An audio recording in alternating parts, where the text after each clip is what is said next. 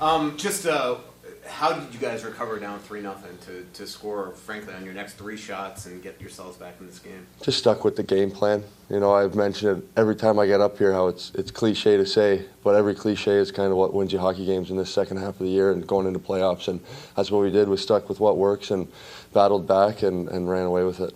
What wasn't working to start? Like, did you feel it was just... I wish I had an answer for that. I don't. Everything just seemed a little flat, and they scored on, I don't know what you guys would know, there's 3-on-5 shots or something like that. So it was just kind of deflating, and we picked ourselves back up and dusted the boots off and went to work. You guys exploded for those 6 goals, too. Yeah, once we got rolling, once we started, you know, they play that trap. Once we started beating that and figuring that out, we really got in there and played to our identity, and that's what worked for us.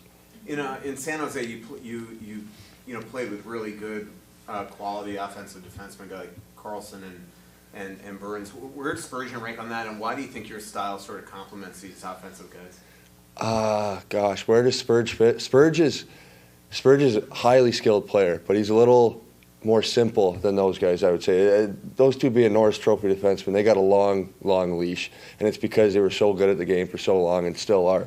So as far as that goes, Spurge is, like I said, highly skilled. He's just a little more simple, which I can run with that too, you know. And as far as being a complementary player, that's kind of what has worked for me. Very simple, block shots, box guys out, and make a good first pass, whether that's to the winger or to my highly skilled partner who can do the rest of the work. So it's just one of those things that it works, and I enjoy doing it.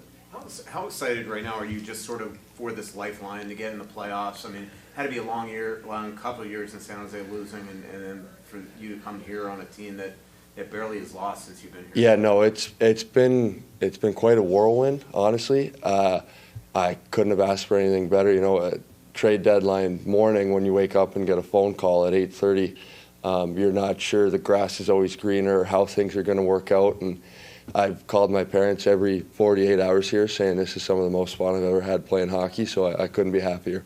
I think they said when you came in that they still wanted you to get involved, even though, you know what your bread and butter is. Has that been easy to embrace, to look for those opportunities to jump up and create? No, I think we noticed that in the first 8 games where I went pointless and was a little lost. But no, now that and I wanted to read off my players. You know, these guys, the forward group and the D-corps, you can trust them so easily. You know they're always going to be in a good spot. Wild side, I believe they call it here. They're always in a good spot, and if you jump, as long as you're with your guy, you can make those plays and kind of read and react to things. And it took me a handful of games, but I'm feeling a lot more comfortable doing it, especially in the offensive zone here.